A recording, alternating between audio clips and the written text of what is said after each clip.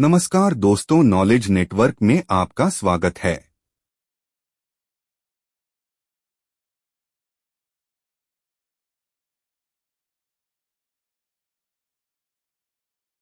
नमस्कार दोस्तों, कंप्यूटर की सामान्य जानकारी के इस भाग में आपका स्वागत है। इसमें हम कंप्यूटर के इतिहास, कंप्यूटर भाग और कार्य का अध्ययन करेंगे। इस वीडियो के सारे भाग देखने के लिए चैनल को सब्सक्राइब जरूर करें। कंप्यूटर एक इलेक्ट्रॉनिक डिवाइस है जो डेटा को प्रोसेस करता है, स्टोर करता है और उसे आर्डर के अनुसार प्रदर्शित करता है। यह गणना, डेटा प्रसंस्करण और कई अन्य कार्यों को बहुत तेजी से और सटीकता से कर सकता है। कंप्यूटर का इतिहास बहुत पुराना है और इसकी यात्रा कई महत्वपूर्ण घटनाओं से होकर गुजरी है। यहाँ कुछ प्रमुख घटनाएं और घटनाक्रम हैं। एक, प्राचीन युग अबैकस। कंप्यूटर के पहले रूप में अबैकस का उपयोग किया जाता था। यह लगभग 3000 ईपू से अस्तित्व में था और इसे विभिन्न संस्कृतियों द्वारा उपयोग किया गया। अबैकस एक प्राचीन गणना यंत्र है जिसका उपयोग संख्याओं की गणना, एडिशन, सब्ट्रैक्शन, मल्टीप्लिकेशन, डिवीजन के लिए किया जाता था। यह एक बहुत ही सरल लेकिन प्रभावी उपकरण था जिसका विकास प्राचीन काल में हुआ था। अबैकस का उपयोग आज भी कुछ स्थानों पर गणना के लिए किया जाता है, खासकर बच्चों को मानसिक गणना में दक्ष बनाने के लिए। अबैकस की संरचना। अबैकस में एक लकड़ी या धातु का फ्रेम होता है जिसमें कई गिनती की छड़ियां या डंडियां, रॉड्स लगी होती हैं। इन छड़ियों पर छोटे छोटे मोती, बीड्स होते हैं जो गणना के दौरान एक स्थान से दूसरे स्थान पर सरकाए जाते हैं। आमतौर पर हर छड़ी पर 10 मोती होते हैं और ये मोती 2 भागों में बंटे होते हैं। अबैकस का उपयोग। अबैकस का मुख्य उपयोग अंकगणना के लिए होता था। यह एक बहुत ही उपयोगी उपकरण था, खासकर व्यापारियों, विद्वानों और वैज्ञानिकों के लिए। 2, चार्ल्स बैबेज को कंप्यूटर का जनक माना जाता है। उन्होंने सन 1837 में एनालिटिकल इंजन नामक मशीन का डिजाइन तैयार किया था। यह दुनिया का पहला विकसित कंप्यूटर डिजाइन माना जाता है और इसे आधुनिक कंप्यूटर के लिए नींव के रूप में देखा जाता है। हालांकि यह कभी पूरा नहीं हो पाया, लेकिन यह गणना और डेटा प्रोसेसिंग की दिशा में एक ऐतिहासिक कदम था। एनालिटिकल इंजन की विशेषताएं। यांत्रिक डिजाइन। एनालिटिकल इंजन पूरी तरह से यांत्रिक था, यानी इसे विद्युत की बजाय गियर, कैम्बल्स और लीवर जैसे यांत्रिक उपकरणों से संचालित किया जाता था। एनालिटिकल इंजन में कई ऐसी विशेषताएं थीं जो आधुनिक कंप्यूटरों से मिलती-जुलती थीं, जैसे इनपुट और आउटपुट डिवाइस। इसमें पंच कार्ड का उपयोग डेटा इनपुट करने और परिणाम प्राप्त करने के लिए किया गया था। Central processing unit CPU. यह मशीन का कंट्रोल यूनिट था जो सभी गणनाओं और संचालन को नियंत्रित करता था। मेमोरी। इसमें एक स्टोर यूनिट भी थी जिसे डेटा और परिणामों को रखने के लिए डिजाइन किया गया था। Conditional branching. यह एक प्रकार की कंडीशनल जांच कर सकता था जो आज के कंप्यूटरों में महत्वपूर्ण है। प्रोसेसिंग की गति। एनालिटिकल इंजन की गति धीमी थी क्योंकि यह यांत्रिक उपकरणों पर आधारित था और इसे चलाने के लिए बहुत अधिक समय और ऊर्जा की आवश्यकता होती थी। डेटा स्टोर प्रणाली। चार्ल्स बैबेज ने डेटा और निर्देशों को स्टोर करने और प्रक्रिया करने के लिए पंच कार्डों का उपयोग करने का विचार किया था। 3, होलरिथ पंच कार्ड एक प्रकार का डेटा संग्रह और इनपुट उपकरण था जिसे हरमन होलरिथ ने 1890 के दशक में विकसित किया था। इसका मुख्य उद्देश्य अमेरिकी जनगणना 1890 के आंकड़ों को जल्दी और प्रभावी ढंग से प्रोसेस करना था। यह उपकरण पहले बड़ी डेटा सेट्स को इलेक्ट्रॉनिक रूप से प्रोसेस करने के लिए उपयोग किया गया था और यह कंप्यूटर विज्ञान के इतिहास में एक महत्वपूर्ण मील का पत्थर था। होलरिथ पंच कार्ड का निर्माण और कार्य। एक पंच कार्ड की संरचना। पंच कार्ड एक मोटे कागज का कार्ड होता था जिसमें छोटे छोटे छेद पंच्ड होल्स होते थे। प्रत्येक कार्ड में डेटा के एक विशेष बिट जैसे एक संख्या या किसी श्रेणी से संबंधित जानकारी को दर्शाने के लिए एक छेद किया जाता था। छेदों का स्थान और संख्या डेटा के प्रकार और उसकी जानकारी को प्रस्तुत करते थे। 2 डेटा इनपुट। डेटा को पंच कार्डों में दर्ज किया जाता था और हर कार्ड एक निश्चित सूचना का प्रतिनिधित्व करता था। इस प्रक्रिया में डेटा को हाथ से पंच मशीन के माध्यम से कार्डों में डाला जाता था। इस मशीन में एक विशेष सुई या पंचिंग उपकरण होता था जो कार्ड में छेद कर देता था। 3 प्रोसेसिंग। इन कार्डों को एक पंच कार्ड रीडर में डाला जाता था। यह रीडर उन कार्डों में बने छेदों को पढ़ता था और उन्हें एक मशीन द्वारा प्रोसेस करता था। इस रीडर की मदद से डेटा को विद्युत संकेतों में परिवर्तित किया जाता था और इन संकेतों को मशीन द्वारा गणना और विश्लेषण के लिए उपयोग किया जाता था। 4 आउटपुट। प्रोसेसिंग के बाद मशीन द्वारा परिणाम प्राप्त किए जाते थे जैसे आंकड़ों की कुल संख्या, गणना आदि, जिन्हें विभिन्न रिपोर्टों और ग्राफ्स के रूप में प्रस्तुत किया जाता था। होलरिथ पंच कार्ड का महत्व। एक जनगणना डेटा प्रोसेसिंग में क्रांति। 1890 में अमेरिकी जनगणना के आंकड़ों को मैन्युअल रूप से प्रोसेस करने में वर्षों का समय लगता था, लेकिन होलरिथ की पंच कार्ड मशीन ने इस कार्य को जल्दी और सटीक रूप से पूरा किया। 2 ऑटोमेटेड डेटा प्रोसेसिंग का आरंभ।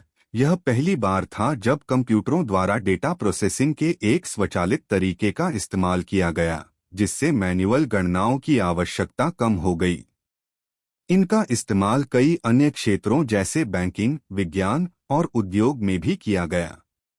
3 व्यावसायिक उपयोग। होलरिथ पंच कार्ड का इस्तेमाल विभिन्न व्यावसायिक और प्रशासनिक कार्यों में भी किया गया, जैसे पेरोल, सैलरी कैलकुलेशंस, आवक-जावक ट्रैकिंग और अन्य गणनाएं।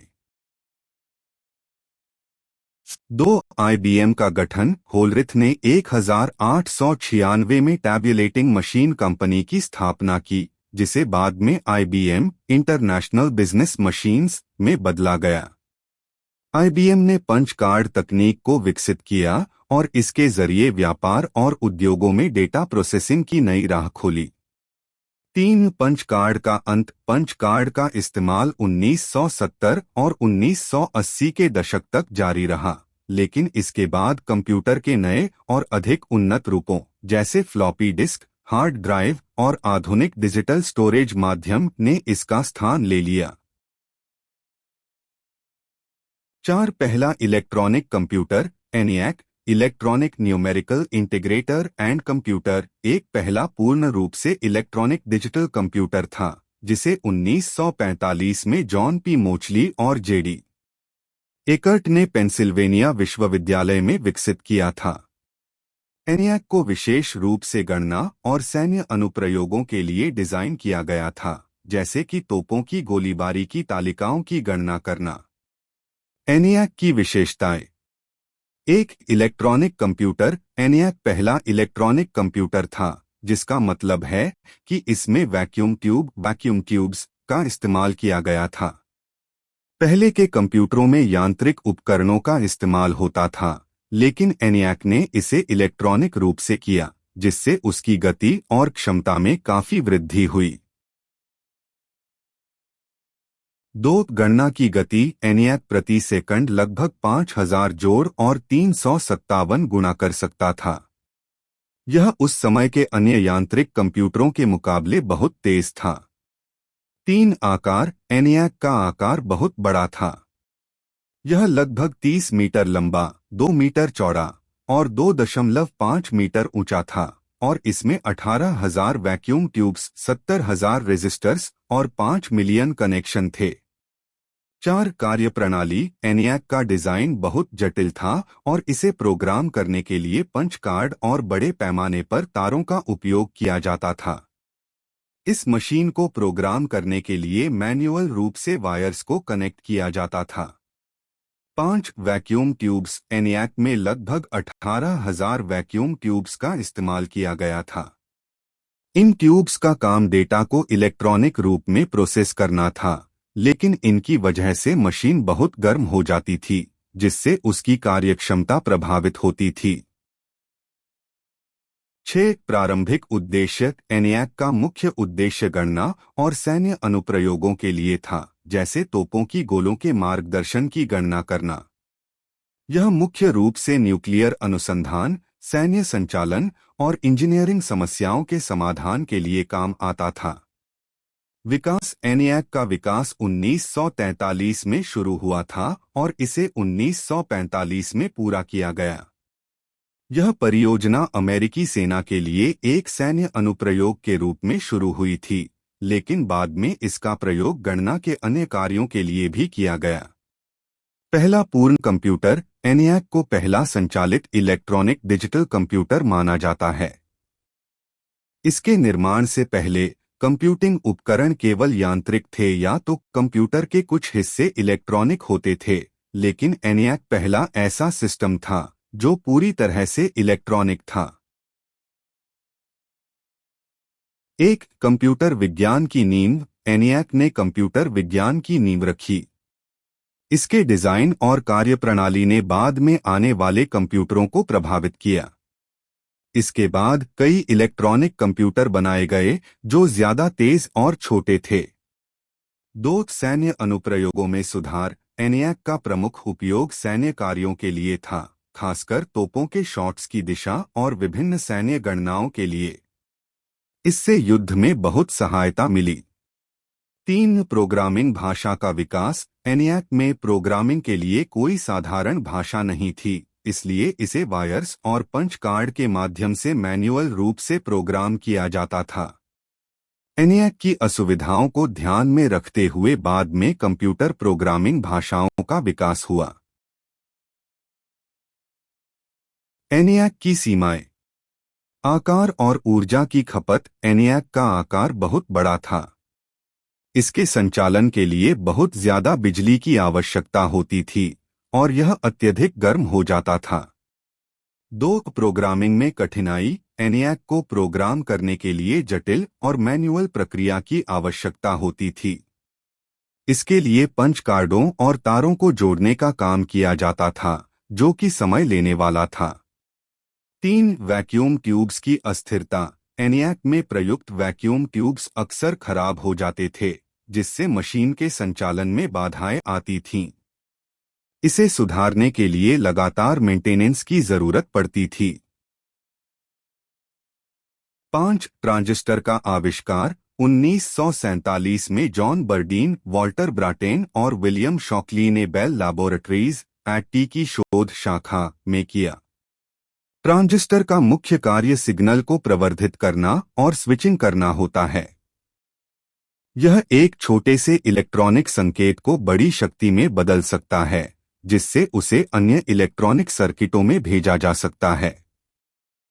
इसके अलावा यह स्विच के रूप में कार्य करता है, जो विद्युत प्रवाह को नियंत्रित करता है। ट्रांजिस्टर का आविष्कार कंप्यूटर और अन्य इलेक्ट्रॉनिक उपकरणों के इतिहास में एक महत्वपूर्ण मील का पत्थर था। ट्रांजिस्टर के विकास का इतिहास। एक वैक्यूम ट्यूब का युग। इससे पहले वैक्यूम ट्यूब का इस्तेमाल इलेक्ट्रॉनिक सर्किट में किया जाता था। हालांकि ये भारी और ऊर्जा की खपत करने वाले होते थे। वैक्यूम ट्यूबों में कुछ समस्याएं थीं, जैसे कि उनका आकार बड़ा था, वे जल्दी गर्म हो जाते थे और उनका जीवनकाल कम होता था। ट्रांजिस्टर का महत्व। एक सर्किट डिजाइन में क्रांति। ट्रांजिस्टर ने वैक्यूम ट्यूब की जगह ली। वैक्यूम ट्यूब बड़े, गर्म और अस्थिर होते थे, जबकि ट्रांजिस्टर छोटे, ठंडे और अधिक स्थिर होते हैं। इसने इलेक्ट्रॉनिक्स के डिजाइन और कार्यक्षमता को पूरी तरह से बदल दिया। ट्रांजिस्टर के आने से छोटे और सस्ते इलेक्ट्रॉनिक उपकरणों का निर्माण संभव हुआ। यह computer, mobile phone, TV, radio और अन्य इलेक्ट्रॉनिक उपकरणों में उपयोग होने वाले प्रमुख घटक बन गए। दो विकसित होने की प्रक्रिया। ट्रांजिस्टर के पहले संस्करण में एक जर्मेनियम से बना पाइप था, जिसके भीतर सिग्नल को प्रवर्धित किया जाता था। बाद में सिलिकॉन का उपयोग ट्रांजिस्टर बनाने में किया गया, जो अधिक स्थिर और उच्च तापमान पर काम करने में सक्षम होता था। पहला उपयोग। ट्रांजिस्टर को सबसे पहले 1950 में इस्तेमाल किया गया था और इसके बाद इसका उपयोग रेडियो और अन्य इलेक्ट्रॉनिक उपकरणों में शुरू हो गया। ट्रांजिस्टर के प्रकार। एक बीजेटी बाइपोलर जंक्शन ट्रांजिस्टर। यह सबसे पुराना और मूल ट्रांजिस्टर प्रकार है। इसमें 3 परतें होती हैं, एन, पी और एन। यह सिग्नल को प्रवर्धित करने और स्विच करने का काम करता है। 2 FET फील्ड इफेक्ट ट्रांजिस्टर। यह ट्रांजिस्टर का एक अन्य प्रकार है जिसमें सिग्नल की प्रवाह की दिशा को नियंत्रित करने के लिए इलेक्ट्रिक फील्ड का उपयोग किया जाता है। यह कम ऊर्जा खपत करता है और सर्किटों में अधिक सटीकता से कार्य करता है। 6 इंटीग्रेटेड सर्किट। आईसी एक इलेक्ट्रॉनिक सर्किट होता है जिसमें कई इलेक्ट्रॉनिक घटक जैसे ट्रांजिस्टर, रेजिस्टर्स, कैपेसिटर्स आदि एक छोटे से चिप या सिलिकॉन पट्टी पर एकीकृत होते हैं। आईसीज को माइक्रोचिप्स भी कहा जाता है और ये आज के अधिकांश इलेक्ट्रॉनिक उपकरणों जैसे कंप्यूटर, मोबाइल फोन, टेलीविजन और अन्य गैजेट्स में उपयोग किए जाते हैं। इंटीग्रेटेड सर्किट का आविष्कार जैक किल्बी और रॉबर्ट नोयस ने 1958 से 1959 के दौरान किया था। जैक किल्बी ने इसे टेक्सास इंस्ट्रूमेंट्स में विकसित किया, जबकि रॉबर्ट नोयस ने फेयरचाइल्ड सेमीकंडक्टर में इसे अलग तरीके से डिजाइन किया। इन दोनों के काम को आईसी के विकास में महत्वपूर्ण माना जाता है। इसके आविष्कार ने इलेक्ट्रॉनिक्स में एक नई क्रांति ला दी, क्योंकि अब छोटे से छोटे उपकरणों में बड़े और जटिल सर्किट को एक छोटे आकार में समाहित किया जा सकता था। इंटीग्रेटेड सर्किट की विशेषताएं। एक कॉम्पैक्ट आकार। आईसी में बहुत सारे घटक जैसे ट्रांजिस्टर, रेजिस्टर्स और कैपेसिटर्स एक छोटे से चिप पर एकीकृत होते हैं, जिससे इसे बेहद छोटे आकार में बनाया जा सकता है। 2 कम लागत और ऊर्जा की खपत। आईसीज बहुत सस्ते होते हैं और ये कम ऊर्जा की खपत करते हैं क्योंकि कई इलेक्ट्रॉनिक घटक एक ही चिप पर होते हैं।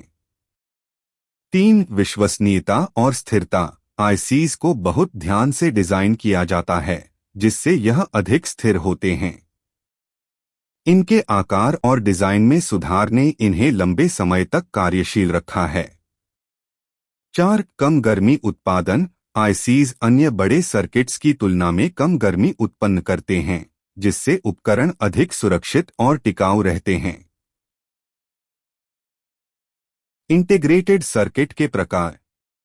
एक डीआईटी डुअल इनलाइन पैकेज। इसमें 2 पंक्तियों में पैर होते हैं जो सर्किट बोर्ड पर फिट होते हैं। यह सबसे सामान्य और पुराने आईसी पैकेज प्रकारों में से एक है।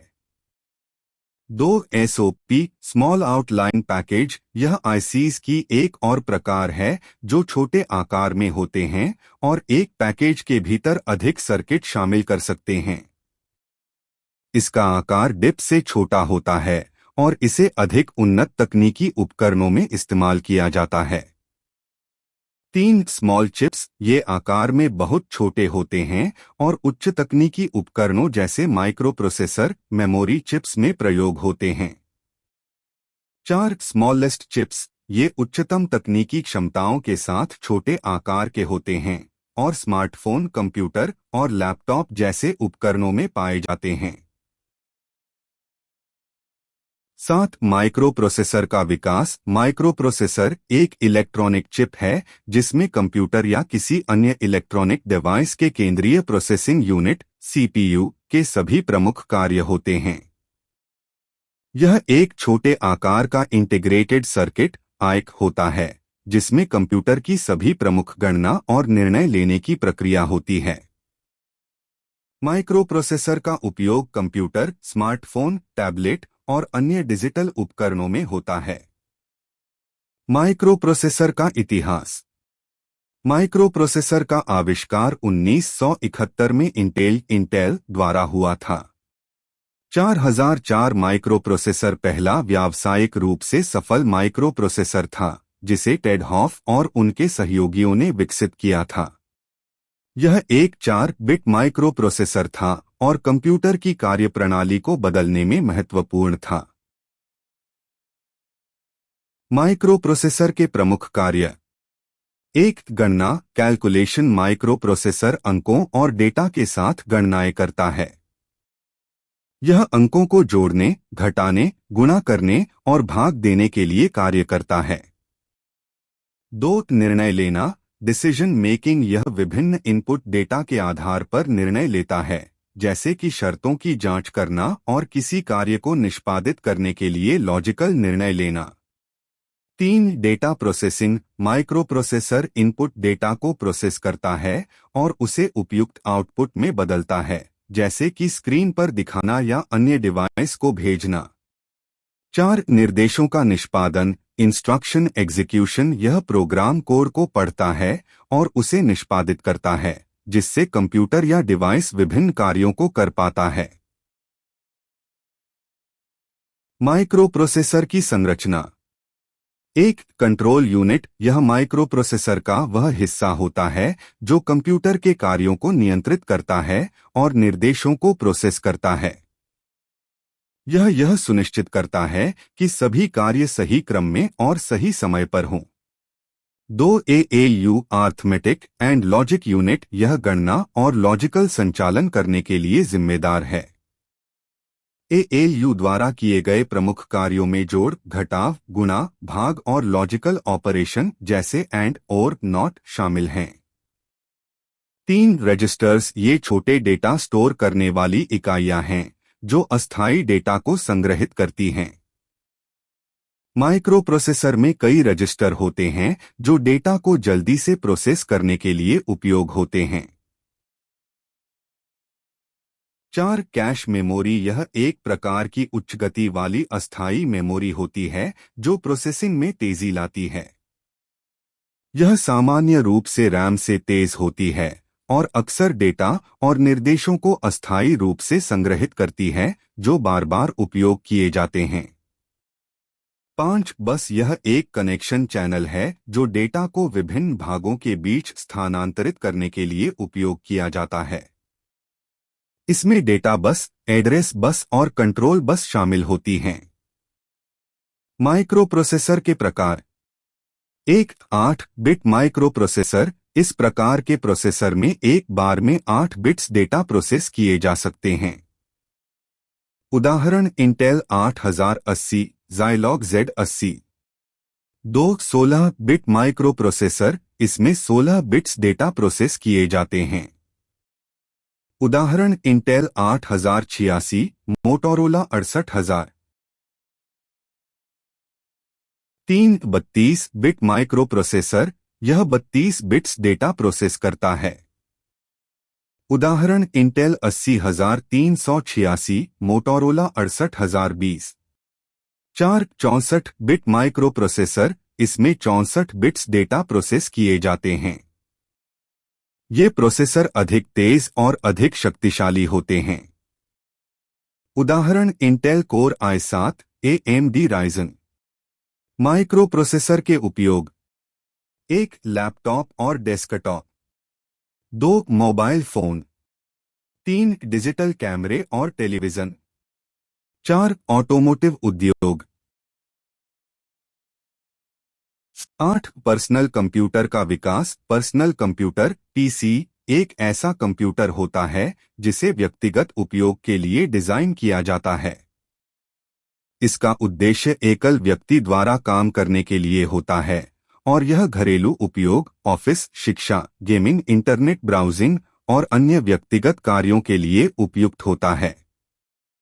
पर्सनल कंप्यूटर में आमतौर पर एक केंद्रीय processing unit CPU, monitor, keyboard, mouse और डेटा स्टोरेज डिवाइस जैसे हार्ड ड्राइव शामिल होते हैं। पर्सनल कंप्यूटर का इतिहास। पर्सनल कंप्यूटर का विकास 1970 में हुआ, जब इंटेल 4004 माइक्रो प्रोसेसर के आने के बाद छोटे, सस्ते और शक्तिशाली कंप्यूटर बनाने की संभावना बढ़ी। शुरुआती पर्सनल कंप्यूटर को अधिकतर छोटे व्यवसायों और शोधकर्ताओं द्वारा उपयोग किया जाता था। 1970 के अंत तक पहले पर्सनल कंप्यूटर एप्पल आए 1976 और ऑल्टर 8800 1975 जैसे उपकरणों के रूप में सामने आए। इनमें माइक्रो प्रोसेसर का उपयोग हुआ और ये एकल उपयोगकर्ता के लिए तैयार किए गए थे। 1980 की शुरुआत IBM personal computer (IBM PC) का आगमन 1981 में हुआ, जिसने पर्सनल कंप्यूटर को घरों और छोटे व्यवसायों तक पहुंचाया। इसके साथ ही माइक्रोसॉफ्ट ने MS-DOS ऑपरेटिंग सिस्टम का निर्माण किया, जिससे पर्सनल कंप्यूटर और अधिक उपयोगी बने। 1990 में विंडोज ऑपरेटिंग सिस्टम के विकास और इंटरनेट की बढ़ती लोकप्रियता के कारण पर्सनल कंप्यूटर का उपयोग और भी बढ़ गया।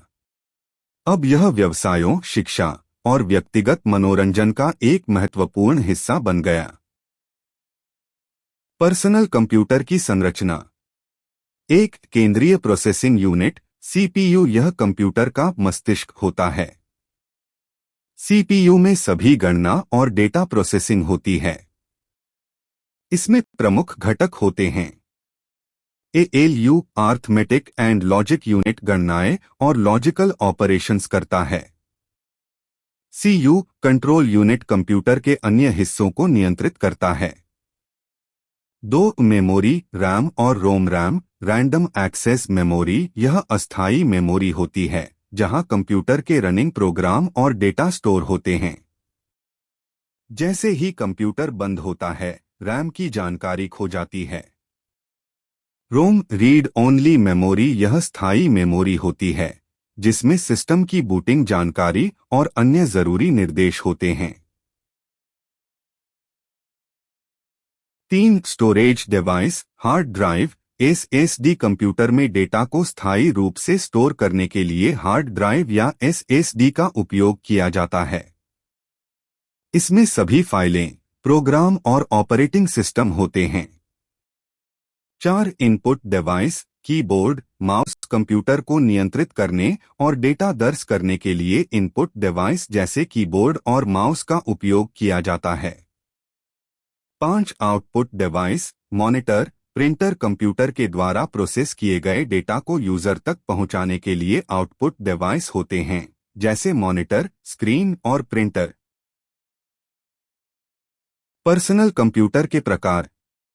एक डेस्कटॉप कंप्यूटर यह एक स्थिर कंप्यूटर होता है, जिसे एक डेस्क या टेबल पर रखा जाता है। इसमें अलग अलग मॉनिटर, कीबोर्ड, माउस और सीपीयू यूनिट होती है। डेस्कटॉप कंप्यूटर का उपयोग ऑफिस, स्कूल और घरों में होता है। 2 लैपटॉप कंप्यूटर लैपटॉप एक पोर्टेबल कंप्यूटर होता है, जिसमें सभी मुख्य घटक कीबोर्ड, स्क्रीन, सीपीयू, बैटरी एक ही बॉडी में होते हैं। इसे आसानी से कहीं भी ले जाया जा सकता है। 3 स्मार्टफोन और टैबलेट स्मार्टफोन और टैबलेट में भी माइक्रो प्रोसेसर होते हैं और ये पोर्टेबल होते हुए पर्सनल कंप्यूटर के रूप में काम करते हैं, हालांकि इनका उपयोग अधिकतर संचार, मनोरंजन और इंटरनेट ब्राउजिंग के लिए होता है। 9 इंटरनेट। इंटरनेट एक विशाल नेटवर्क है जो दुनिया भर के कंप्यूटरों, सर्वरों, मोबाइल डिवाइसों और अन्य उपकरणों को आपस में जोड़ता है। यह सूचना और डेटा को विभिन्न स्थानों पर आदान प्रदान करने के लिए उपयोग किया जाता है। इंटरनेट का मुख्य उद्देश्य दुनिया भर में कनेक्टिविटी प्रदान करना है, ताकि लोग एक दूसरे से संवाद कर सकें, जानकारी प्राप्त कर सकें, सेवाओं का उपयोग कर सकें और विभिन्न डिजिटल गतिविधियों में भाग ले सकें। इंटरनेट का आविष्कार 1960s में हुआ था, लेकिन इसका प्रमुख उपयोग 1990s में पॉपुलर हुआ, जब वर्ल्ड वाइड वेब WWW का विकास हुआ और इसका उपयोग आम जनता के लिए खुला। इंटरनेट का इतिहास।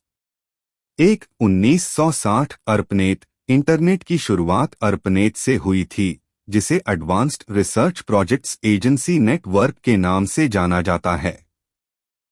यह एक सैन्य आधारित नेटवर्क था जिसे अमेरिका की रक्षा विभाग DoD ने विकसित किया था। ARPANET का उद्देश्य विभिन्न विश्वविद्यालयों और शोध संस्थानों को एक दूसरे से जोड़ना था।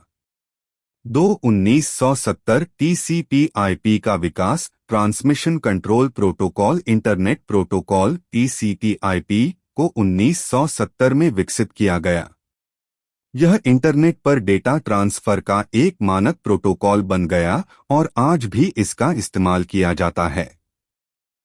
TCP/IP ने ARPANET के नेटवर्क को मानकीकरण दिया और इसे वैश्विक नेटवर्क के रूप में फैलने में मदद की। 1990 वर्ल्ड वाइड वेब WWW का विकास, टिम बर्नर्स-ली ने वर्ल्ड वाइड वेब WWW की शुरुआत की।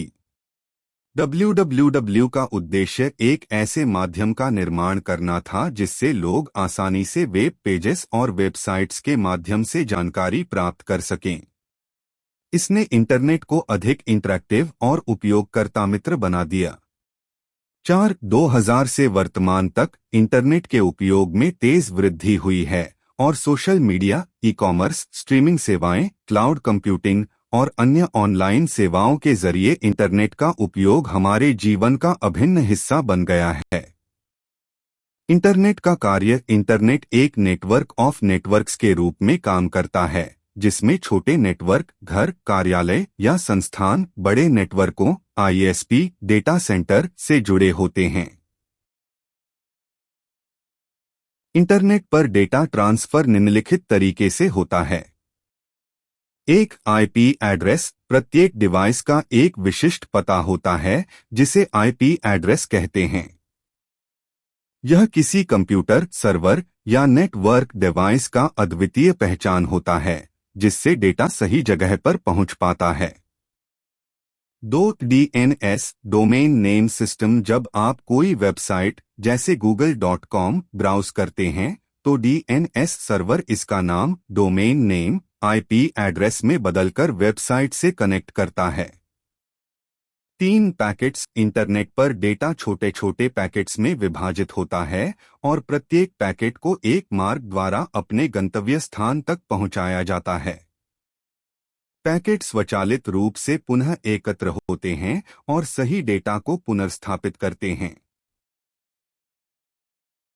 4 राउटर्स एंड स्विचेस। राउटर और स्विच इंटरनेट के ट्रैफिक को नियंत्रित करते हैं और पैकेट्स को उनके सही गंतव्य तक पहुंचाने के लिए मार्गदर्शन करते हैं। इंटरनेट के प्रमुख घटक। एक वेब ब्राउज़र जैसे Google Chrome, Mozilla Firefox, safari का उपयोग इंटरनेट पर वेबसाइट्स को देखने के लिए किया जाता है। Browser HTTP hypertext transfer protocol के जरिए वेब पेजों को डाउनलोड करता है। 2 वेबसाइट्स इंटरनेट पर स्थित दस्तावेजों या जानकारी का संग्रह होती हैं। Website HTML hypertext markup language और CSS कैस्केडिंग स्टाइल शीट्स के जरिए डिजाइन की जाती हैं। 3 वेब सर्वर। यह कंप्यूटर या डिवाइस होता है जो इंटरनेट पर वेबसाइट के कंटेंट जैसे टेक्स्ट, इमेज, वीडियो को होस्ट करता है। जब आप वेबसाइट को एक्सेस करते हैं तो वेब सर्वर उसे आपके ब्राउज़र तक पहुंचाता है। 4 इंटरनेट सेवा प्रदाता। ISP वह कंपनी होती है जो इंटरनेट कनेक्शन प्रदान करती है। ISP का काम इंटरनेट के लिए कनेक्टिविटी प्रदान करना होता है। 5 wireless network. Wifi, 4G, 5G। Internet को वायरलेस तरीके से उपयोग करने के लिए वाईफाई 4G और 5G जैसी तकनीकों का उपयोग किया जाता है। यह मोबाइल और लैपटॉप जैसे उपकरणों को इंटरनेट से जोड़ने के लिए सुविधाजनक होते हैं। इंटरनेट के प्रमुख उपयोग: 1. सूचना और शिक्षा। 2. Social media.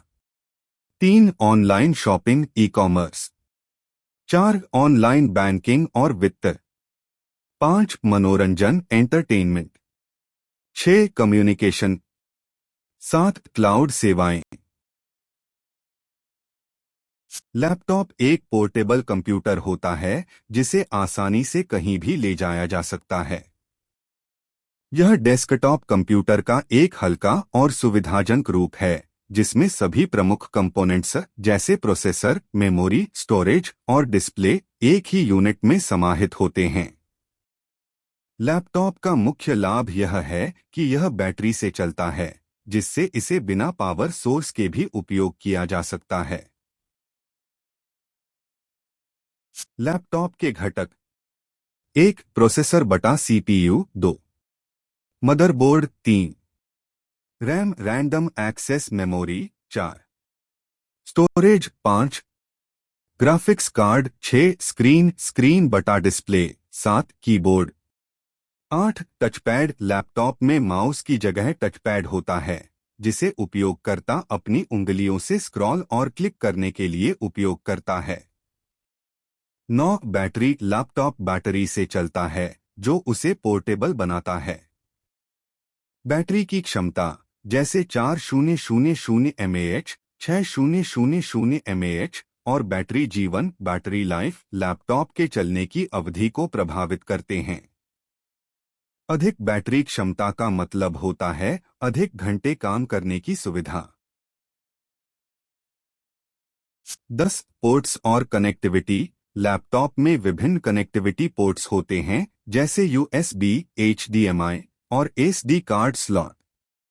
इसके अलावा वाईफाई, ब्लूटूथ और ईथरनेट जैसे कनेक्टिविटी विकल्प होते हैं जो इंटरनेट और अन्य उपकरणों से कनेक्शन के लिए उपयोग किए जाते हैं। 11. Audio system. लैपटॉप में बिल्ट इन स्पीकर्स होते हैं और कुछ मॉडल्स में हाई-फाई ऑडियो सिस्टम होता है। इसके अलावा हेडफोन जैक और ब्लूटूथ कनेक्टिविटी भी होती है।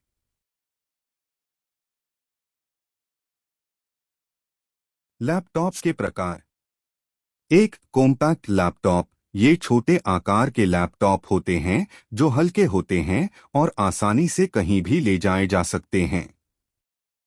ये आमतौर पर 11 से 13 इंच के होते हैं। ये विशेष रूप से यात्रा करने वाले व्यक्तियों के लिए आदर्श होते हैं। 2. Normal laptop. ये लैपटॉप 14 से 15 इंच के होते हैं और अधिकांश उपयोगकर्ताओं के लिए आदर्श होते हैं। इनमें अच्छा बैटरी बैकअप, कार्यक्षमता और पोर्टेबिलिटी होती है। ये ऑफिस काम, स्टडी और मनोरंजन के लिए उपयोगी होते हैं। 3. Gaming laptop. गेमिंग लैपटॉप विशेष रूप से गेमिंग के लिए डिजाइन किए जाते हैं। इन लैपटॉप्स में शक्तिशाली ग्राफिक्स कार्ड, GPU, तेज प्रोसेसर, CPU और उच्च गुणवत्ता की स्क्रीन होती है। इनकी कीमत भी ज्यादा होती है, लेकिन ये हाई एंड गेमिंग के लिए बेहतरीन होते हैं। 4. 2 इन 1 लैपटॉप। ये लैपटॉप टैबलेट की तरह मोड़े जा सकते हैं। इनका डिस्प्ले टच स्क्रीन होता है और इसे लैपटॉप या टैबलेट की तरह इस्तेमाल किया जा सकता है।